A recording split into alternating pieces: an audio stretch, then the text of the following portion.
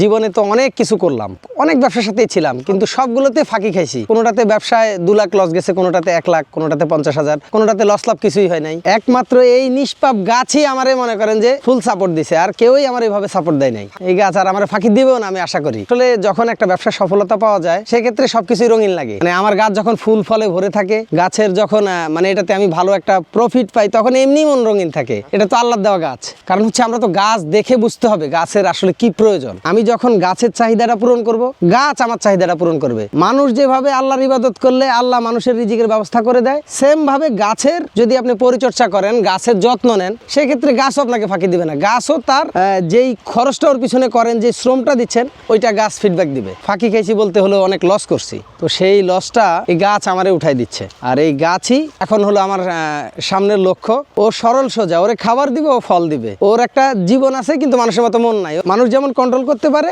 ওর control হচ্ছে আল্লাহ সরাসরি ওটার পিছনে আছে, যার কারণে ও কখনোই ফাঁকি দেওয়ার কোনো সম্ভাবনা নাই, অপশন নাই। ফলের একটা বড় চাহিদা আছে আমাদের দেশে, পুষ্টির অনেক বড় অভাব আছে।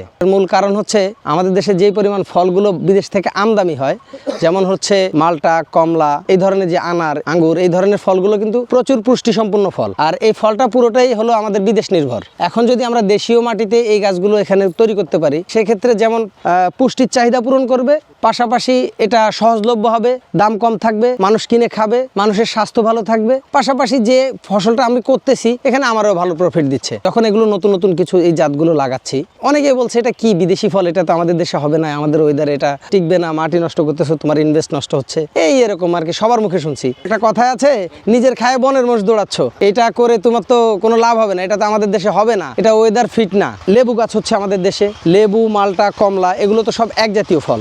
এটা একটার গ্রাফটিং যদি আমি একটা কমলা গাছ লেবু গাছের সাথে গ্রাফটিং করে হয়ে যায়, সেক্ষেত্রে মালটাও হবে, লেবু যদি হয় এটাও হবে, যেহেতু এক জিনের গাছ, এক জেনারেশনের গাছ। এখন এটাতে যখন সফলতা আসতেছে, ধীরে ধীরে ফল আসতেছে, দেখতেছে, এখন বিভিন্ন মানুষজন আসে যে না তুমি তো নতুন কিছু করছো, আর নতুন কিছু করলে তো এটা নতুন ফসল করলে একটা ওইটার একটা আলাদা সম্ভাবনা, আলাদা একটা মার্কেট তৈরি হয়। এখন সবাই আসতেছে যে না এটা ভালো করছো, হ্যাঁ এই উদ্যোগটা নিছো, ভালো করছো। উদ্যোগ নিতে হবে, আমাদের উদ্যোগ না নিলে তো আসলে হবে না। আমি নিচ্ছি না, আরেকজন নিচ্ছে না, আরেকজন তো নিবে কে? কারো না কারো তো এখানে আগে আসতে হবে। যখন প্রথম আপনি শুরু করবেন, তখন আপনার পাশে কেউ থাকবে না। তবে আমাদের যে ওয়েদার, এই ওয়েদারে আসলে মোটামুটি বিদেশি যে ফলগুলো সব ফলই হয়। এখানে গাছ আছে মোটামুটি 3000, এখানে তো 33 বিঘা।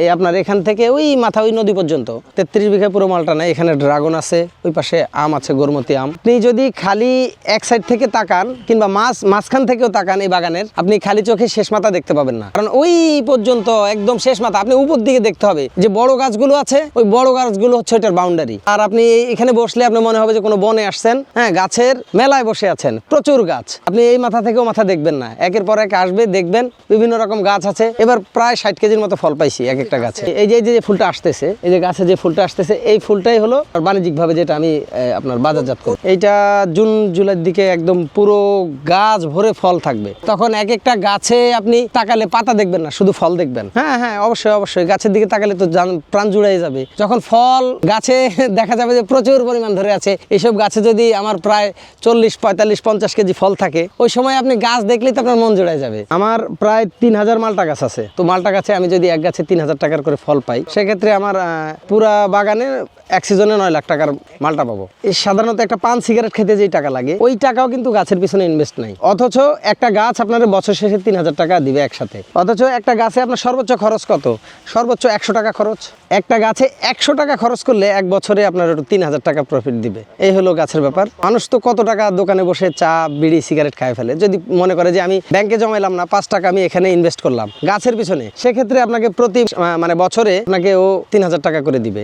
আর এই গাছটা যখন আরেকটু বড় হবে, আরেকটু সাইজ হবে, ভালো হবে, বাড়বে, এটা ডাল শাখা প্রশাখা বাড়বে, সেক্ষেত্রে তো এটা আরো বেশি দিবে। এমন সময় আসবে একটা গাছ থেকে আপনি 5000 টাকার ফল পাবেন। আমার শেষ কথা হচ্ছে, গাছ কোনোদিন আপনাকে ফাঁকি দিবে না। গাছ লাগাবেন, যেমন পরিবেশের ভারসাম্য থাকবে, তেমনি আপনার আয়েরও একটা উৎস হবে। এরকম ইনকামও করতে পারবেন, টাকাও কামাই করতে পারবেন।